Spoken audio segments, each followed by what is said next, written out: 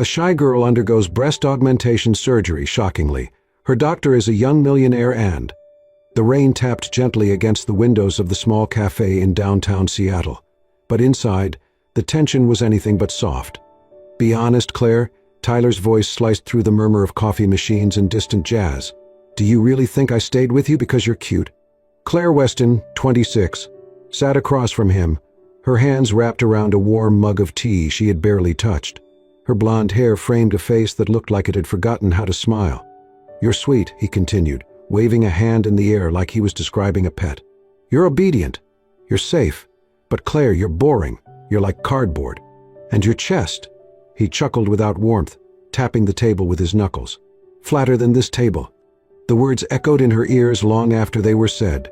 She stared at him, her face pale, her lips slightly parted as if they might form a protest, but nothing came. Her throat tightened. Her knuckles whitened around the mug. You're serious?" Her voice was barely above a whisper, strained and cracking under the weight of disbelief. Tyler stood up, unhurried. "I'm done pretending," he said, slipping his coat on as if he had just wrapped up a business transaction. "I need someone who makes me feel alive. Someone who turns heads when she walks in. You're not that girl, Claire. You never were."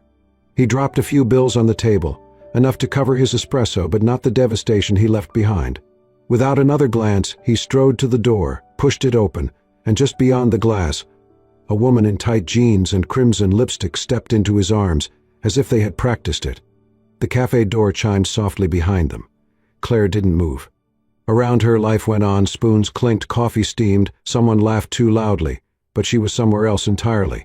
Her tea had long gone cold, like the part of her heart that used to hold Tyler's name. A young waitress passed their table and gave Claire a fleeting glance, one that said, "I saw, but also I won't ask." Then she disappeared into the hum of the cafe. Outside, the drizzle became a downpour. That night, Claire stood in the fluorescent light of her cramped bathroom. The mirror was small and scratched, framed by cracked tiles. She stared at her reflection like she was meeting it for the first time, and not in a good way. Her blonde hair fell limp around her face. Her blue eyes looked dulled, like the color had drained out of them. She reached up and slowly unbuttoned her blouse, each movement mechanical, distant. Her collarbones were sharp, her chest flat beneath a faded camisole. Her fingers trembled as they brushed over her skin, unfamiliar and unforgiving. She couldn't stop hearing his voice. "Cardboard. Flat. Not enough." She whispered to the girl in the mirror, "Am I really that? Invisible?" No answer came. She slid down the wall, arms wrapped around her knees. The cold floor seeped into her skin, but the numbness inside her was worse. Her phone buzzed from the sink counter. A notification. Instagram. Tyler had posted a story. Her heart clenched as she opened it. There he was, at a bar. That same red lipstick woman beside him, laughing, radiant. Her body full, curved, her head on his shoulder. The caption read, "Finally with someone who gets me." Claire's stomach dropped. She pressed her forehead to her knees, willing herself not to cry. But the tears came anyway, hot, bitter, unstoppable. With shaking hands, she picked up her phone again, opened Google. She didn't think, she just typed. Discreet breast augmentation Seattle. A clinic appeared, private 5 stars, glowing testimonials. She stared at the screen, her chest heaving, her heart breaking in silence. She bookmarked the page. Still on the floor, Claire pressed a hand to her chest as if trying to feel something, anything, beneath the skin. A heartbeat. A reason to believe she was still enough. But all she felt was emptiness. Under the buzz of the flickering bathroom light, Claire whispered to the quiet, "If I change, maybe I'll finally be worth staying for." And the mirror didn't argue. It simply reflected her pain, silent and merciless. The lobby of the private clinic was unlike any Claire had ever seen. No sterile white walls, no sharp chemical scent. Instead, there were warm earth tones, soft jazz playing in the background, and a faint hint of lavender in the air. It felt more like a high-end spa than a surgical center. Still, her heart pounded. She had checked in at the front desk under the name Anna Lee. The receptionist hadn't blinked. Discretion, after all, was their promise. Claire sat in the waiting area, her palms slick against her jeans. She wore a simple sweater, her blonde hair pulled into a low ponytail. Her makeup was minimal, her eyes rimmed with sleeplessness. In her purse, she clutched a folded piece of paper, questions she had planned to ask, just in case she forgot how to speak.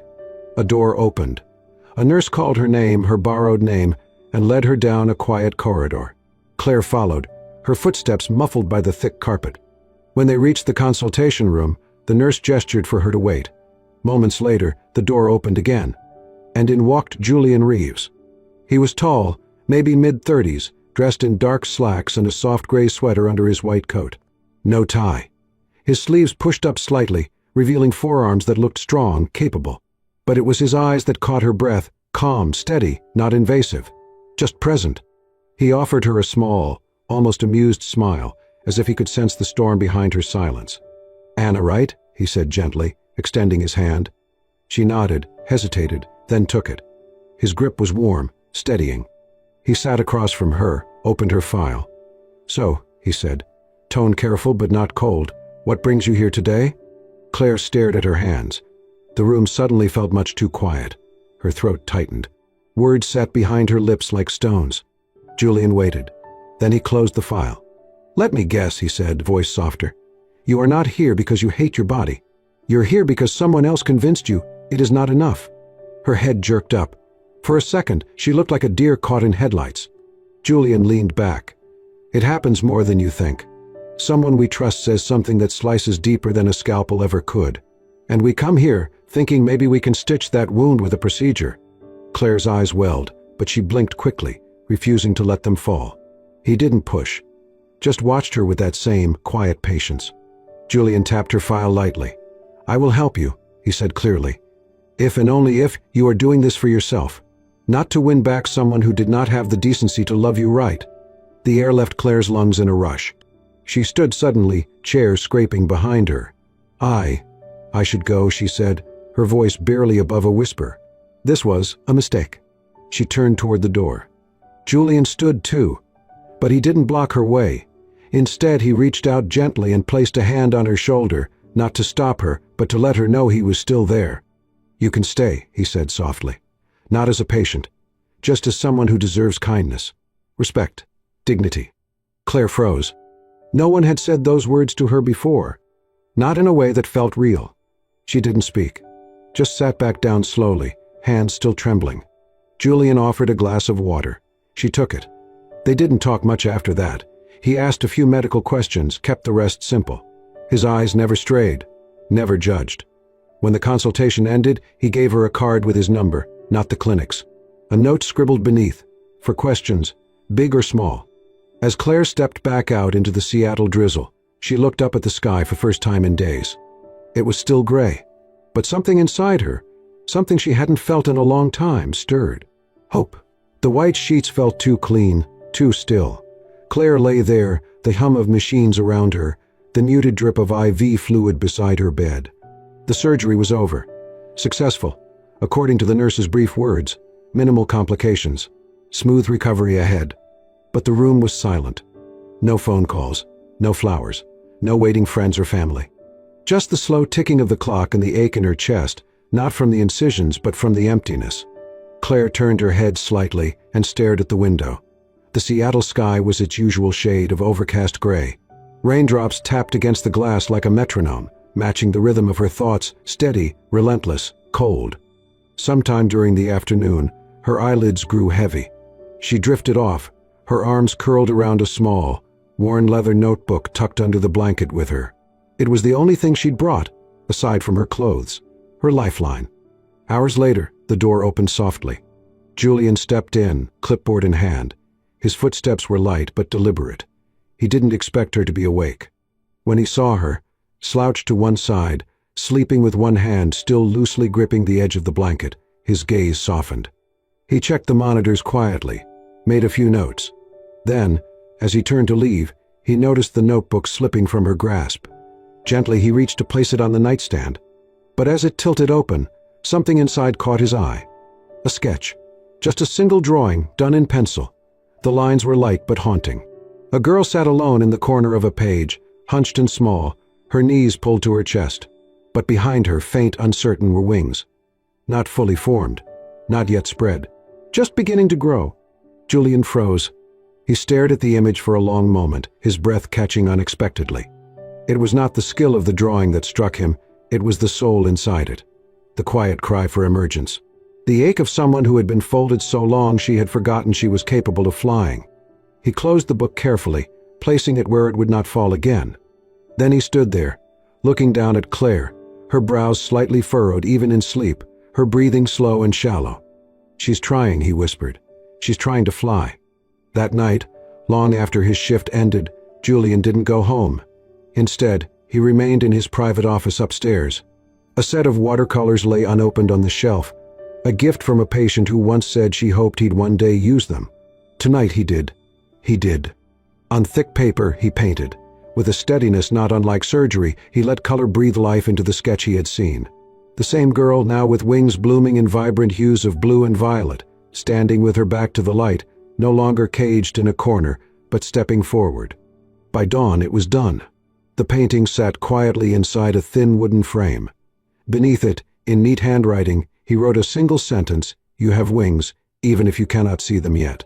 At 6 a.m., Julian returned to Claire's room. She was still asleep, her face turned toward the window where morning fog pressed gently against the pane. He placed the painting on her bedside table.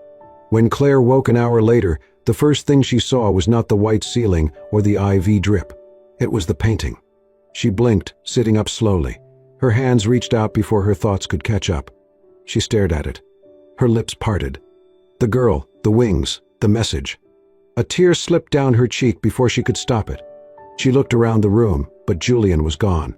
For the first time since the day she walked into the clinic, Claire smiled, not because someone gave her something, not because she looked different, but because someone had seen her, really seen her.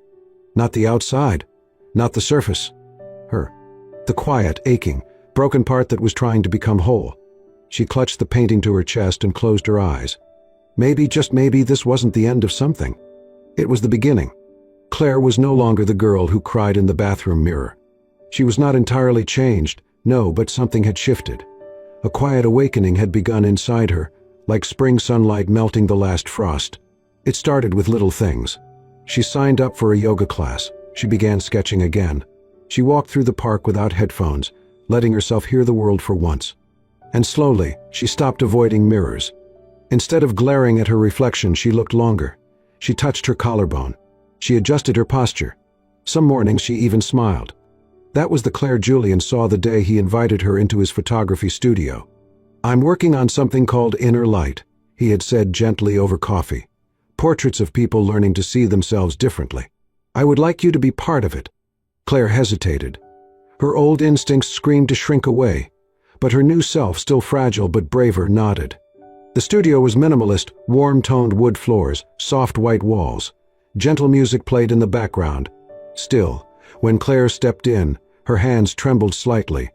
Each spotlight felt like a ghost of every judgmental glance she'd ever endured. Every footstep forward was a confrontation with the voice in her head that had whispered, "You are never enough." Julian stood a few feet away, adjusting the lights. He didn't rush her, didn't instruct. He simply said, "Just breathe. And be yourself." Claire exhaled slowly, eyes cast downward. The camera clicked once. She flinched. Julian didn't speak to her directly at first. Instead, he spoke to the light, to the space, to the invisible stories that lived between silence and stillness. "I remember the first day she walked into my office," he said softly, more to the air than to anyone. Eyes lowered, voice almost a whisper.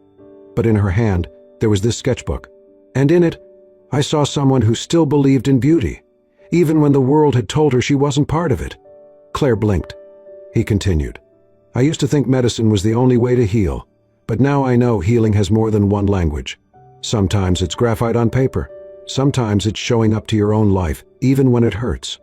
Her eyes met his. Slowly, a single tear traced down her cheek, not from pain but recognition. The next photos captured something different. Her shoulders relaxed, her lips parted. There was no forced smile, but there was presence. Realness. She wasn't hiding anymore. Later, Julian handed her the first printed photo. Claire held it in both hands, her breath catching. "This is me," she whispered, tears surfacing again. "Yes," Julian said, his voice low and warm, "the way I have always seen you, strong, whole, beautiful in a way too many people are too afraid to name." Claire looked up at him. For a long time, she said nothing. Then she took a step forward. And another. Close now. Close enough that her fingertips brushed his. Julian didn't move. He didn't need to. In that moment, he wasn't her doctor. He wasn't even her photographer. He was simply a man who had seen her, layer by layer, not as something to be fixed, but as someone becoming. And she was done hiding. The world spun, and then it vanished. Claire did not remember the fall, only that the supermarket lights had seemed too bright, her legs too heavy, and her breath too shallow. She had been reaching for the cheaper cereal on the top shelf, ignoring the pounding in her head and the shaking in her hands. Then everything had gone black. When she came to, she was no longer under fluorescent lights or surrounded by aisles of cardboard boxes. She was on her couch, wrapped in the thick blue knit blanket her mother had sent her years ago.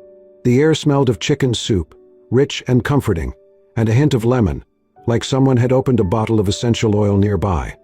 The room was quiet, washed in the golden glow of a single lamp. The rain tapped softly against the window.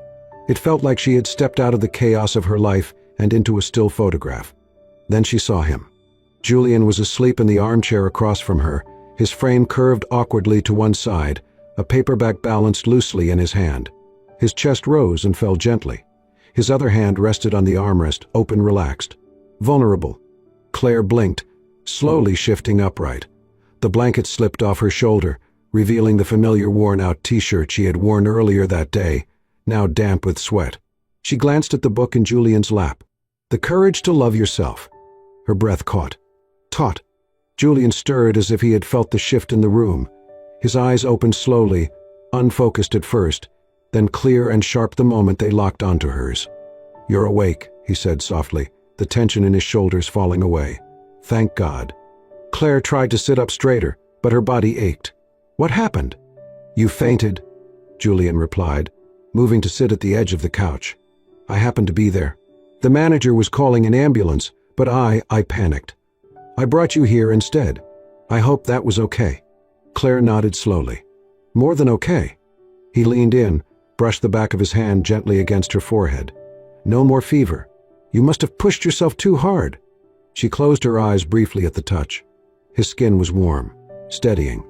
There was silence between them, not awkward, but full of the words they had not yet spoken, of the emotions that had been building for weeks.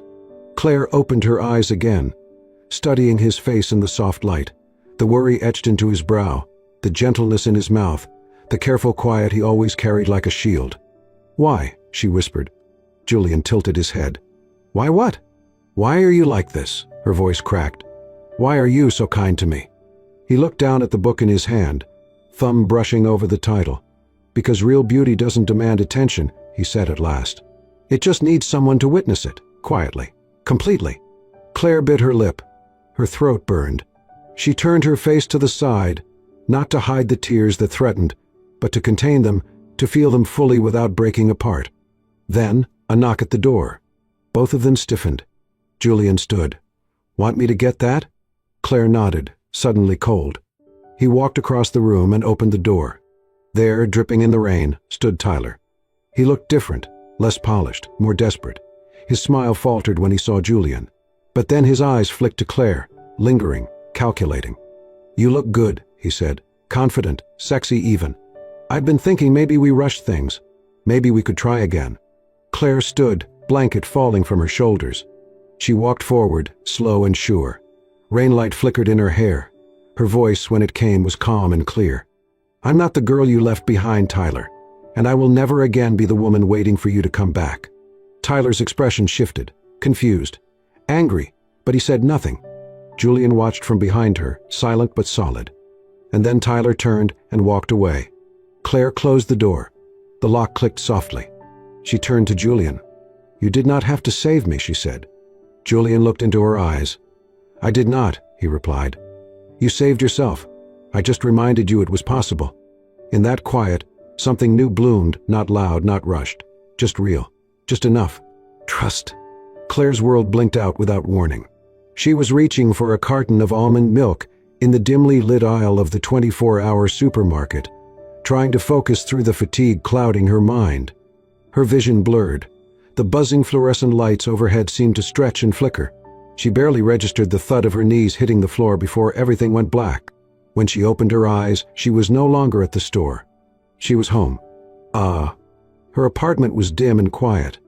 She was lying on the couch, wrapped in the knit blanket she kept for cold nights. The air smelled faintly of lemon and something warm, chicken soup maybe. The table lamp cast a golden glow across the room. And there, sitting a few feet away in the armchair, slumped sideways with a book in his lap, was Julian. For a moment Claire thought she was dreaming, but then her throat burned with thirst and her arms trembled slightly as she sat up. Julian stirred. His eyes blinked open, hazy with sleep, until he saw her and instantly leaned forward, his expression etched with concern. "You're awake," he said gently. His voice was quiet, but relief threaded every word. Claire nodded slowly. "What happened?" "You fainted. I was just grabbing something for dinner. I saw you collapse and rushed over. You were burning up." He paused, sitting forward to feel her forehead with the back of his hand. Still warm, but better than earlier. She stared at him, at the way his brows furrowed when he checked her pulse, at the bowl of soup on the coffee table, still steaming faintly. He had stayed. He had taken care of her. Her voice cracked. "You didn't have to do all this." He looked at her, then at the book in his lap, The Courage to Love Yourself. He gave a half smile. "Maybe I didn't," he said, "but I wanted to." Claire's throat tightened. "Why?" Julian hesitated, then set the book down. "Because you matter. Not just as a patient, not just because of what you've been through, but because you're someone who forgot how worthy she is, and someone had to remind you." Claire blinked, tears pricking her eyes. Just then, a sharp knock echoed through the quiet apartment. She tensed. Julian stood and walked to the door, glancing back at her. She nodded faintly. He opened the door and froze. Tyler stood there. "Bye." His hair was wet from the rain, and the grin he wore faltered when he saw Julian. Still, he stepped forward, hands tucked into his designer jacket. "I saw the video," he said. "The blog. Everything. You've changed, Claire. You look good. Confident. Sexy." Claire stood slowly, heart pounding, not with fear but clarity. Tyler smiled. "Maybe we could try again. Maybe this time it could work." Claire met his eyes, steady and cold. "I'm not the girl you walked away from," she said, "and I'll never be the woman who waits for you to return." Tyler blinked. Julian remained behind her, silent and unmoving. Tyler opened his mouth as if to speak again, but no words came. He turned and walked away, rain falling behind him. Claire closed the door with a click. Her hand rested on the wood for a moment, breathing slowly. When she turned back, Julian was still there. "I should have said that a long time ago," she whispered. Julian stepped forward, his voice quiet. "You said it when it mattered." She looked at him, really looked. The man who'd seen her without armor. The one who never once tried to fix her. Just stood by and believed. "You didn't just carry me home tonight," she said softly. "You reminded me that I have one." Julian reached out, took her hand. "You built that home, Claire. I just made sure the lights stayed on." And as her fingers curled into his, Claire knew this wasn't rescue. This was love, patient and real, in the quiet that followed the storm. Claire's fingers hovered over the keyboard. The cursor blinked, a silent heartbeat on the empty screen. Outside, the rain tapped a soft rhythm against the fogged-up window pane, and inside her apartment, every corner held its breath. The hum of the fridge in the kitchen, the faint ticking of the wall clock, the distant sound of tires on wet pavement, everything was still. Everything but her. Her heart trembled beneath her ribs, not out of fear, but anticipation. The kind of quiet shiver that comes when you are about to name something you were once afraid to look at. She inhaled deeply and began to type. From scars to courage. Wah. It was the phrase she had whispered to herself in her darkest hours, the ones between midnight and morning, when the world was silent and self-doubt screamed the loudest, when she lay awake wondering if the pain would ever be more than just pain, if her story would ever be more than just survival. It was not a title. It was a vow. The blog was her space now, not curated, not filtered, real, soft in some places, raw in others, like her own heart learning to beat again. In her first post, Claire did not talk about breast implants or body image, about betrayal or beauty. Instead, she wrote about shame, the kind of shame that wraps around your voice until it forgets how to speak, the kind that makes you shrink in your own clothes, apologize for your presence, hide in pictures. She wrote about silence, how it can be louder than anything when it fills the space between who you are and who the world tells you to be. She wrote about the boy who made her feel like she was too little, too plain, too play. And she wrote about the man who saw her without asking her to change. She wrote about looking in the mirror for the first time without checking for flaws, but instead asking, "How do you feel today?" And then listening, really listening. She ended the post with a single sentence that had taken her 3 weeks and countless tears to write. "I am not a before or after photo. I am a person, and I am learning to love her." She stared at the sentence for a long time before she clicked publish. Then came the response. At first, a few comments, then dozens, then hundreds. Within a day, there were thousands. Messages flooded her inbox, some typed in perfect grammar, others messy and chaotic and full of exclamation marks and emojis. But they all held the same heartbeat. "Thank you for saying what I couldn't. You made me feel seen." I cried reading this. I thought I was alone. And then there was the message from a 17-year-old girl in Kansas. Claire read it at least 10 times, eyes blurry, hands trembling. "I used to think I had to be beautiful to be brave, but you showed me I only have to be brave to be me." Claire printed that letter, cut it carefully with shaky hands, and taped it to her mirror. Every morning she read it before brushing her teeth. It reminded her why she had started, why she would not stop. With each new post, some hopeful, some full of doubt, some half-finished but honest, Julian would quietly share the link. No fanfare, no long captions. But always, always a message would arrive in her inbox not long after. "You are the embodiment of healing." Those 6 words never failed to stop her in her tracks. One afternoon, Claire sat by the window, her laptop warming her knees, a cup of tea in her hand. She stared at a photo she had taken days earlier, her reflection in a puddle, rain falling like tiny comets across the surface. The image was imperfect, blurred, fragmented. She had titled it Becoming. She posted it without a caption. That night, a woman wrote to her, "That image? That's how I feel every morning. Like I'm still coming into focus. But I'm still standing." Claire wrote back, simply, "Standing is enough. You're still here. That's powerful." And that was when she understood. This blog, this space was no longer just for her. She had become a mirror, a voice, a gentle lighthouse for women still finding their shore. She was not writing from pain anymore. She was writing from power. Not the kind that screams, the kind that grows, like roots in quiet soil, like wings in a silent room.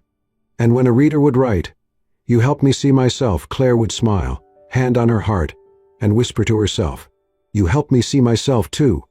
The gallery was small, tucked between an old bookstore and a flower shop in downtown Seattle. From the outside, it looked ordinary: brick walls, a single glass door, soft yellow lights glowing behind white curtains. But inside it carried the kind of silence that asked people to listen with their hearts, not just their eyes. Claire hesitated at the threshold. It had been a year since she last saw Julian. Their lives had crossed, unraveled, and rewoven in ways neither of them expected. And now he had invited her here. No details, just a message. "There's something I want to show you." She stepped inside. Ah! The air was warm and faintly scented with lavender. The lights were dim, focused only on one wall at the back of the gallery, where a single frame hung. It was a watercolor. Claire froze. She knew the image instantly. The small girl sitting in the corner of a dark room. And behind her, the faintest outline of wings, unfolding, becoming. That same sketch she had once scribbled in her journal, when she felt invisible, when she was trying, just barely, to survive. But here, it was not in pencil. It was in color. Soft purples, hopeful blues, golden light bleeding in through cracks she had not drawn before. Julian had painted this. She took a trembling step closer, eyes glistening. Beneath the frame, engraved into the wooden plaque, were the words, "You are my most beautiful recovery." A voice behind her, soft, familiar. "Claire." She turned. "Why?" Julian stood there, no white coat, no clipboard. Just a man in a simple button-down shirt, eyes filled with something deeper than admiration. Reverence. Love. He took a slow breath. "I have been part of many healings. Watched countless scars fade, seen strength return to bodies I once feared might never move again. But none of them," he paused, voice shaking slightly, "none of them changed me the way you did." Claire stepped forward, her heart pounding in her chest. Julian continued, his voice steady now. "I do not want to be your doctor anymore, Claire. I want to be the person who walks beside you, not in silence, not in distance, but hand in hand, through whatever comes next." He reached into his pocket and pulled out a tiny velvet pouch. Claire's breath caught. Inside was a ring, not gold, not diamond, but simple silver. Engraved on the inside, breathe. Shine. Choose. Julian knelt, not out of tradition, but out of truth. Will you choose me, Claire Weston, as I have already chosen you? Tears spilled freely down her cheeks. Not from surprise, not from fear, but from knowing. She took his hand and dropped to her knees with him, eye to eye. For the first time in my life, she whispered, I choose myself, and I choose you. He smiled, wide and full of quiet joy, as he slid the ring onto her finger. They didn't kiss immediately. Instead, they rested their foreheads together, soaking in the stillness that had once felt like isolation, but now felt like home. Later they sat on the gallery floor, backs against the wall, fingers entwined. Claire leaned her head on Julian's shoulder. You turned my pain into art, she said softly. You turned it into light, he replied. Outside, the sky darkened into twilight. Inside, the painting glowed like a lantern, proof that even the smallest wings, once noticed, can change everything. Sometimes the deepest scars do not show on skin, but in silence, in shame, in the stories we're too afraid to tell. Claire Weston was once a girl who hid her body, her voice, her truth. But through pain, through stillness, and through one man who truly saw her, she discovered something far greater than beauty. She found worth. She found healing. She found love. And maybe, so can you. If this story touched your heart, don't forget to like, share, and subscribe to Soul-Stirring Stories. Every week we bring you powerful, real-life inspired tales of transformation, hope, and the kind of love that heals from the inside out. Because your soul deserves stories that stir it. Subscribe now, and let your heart be moved.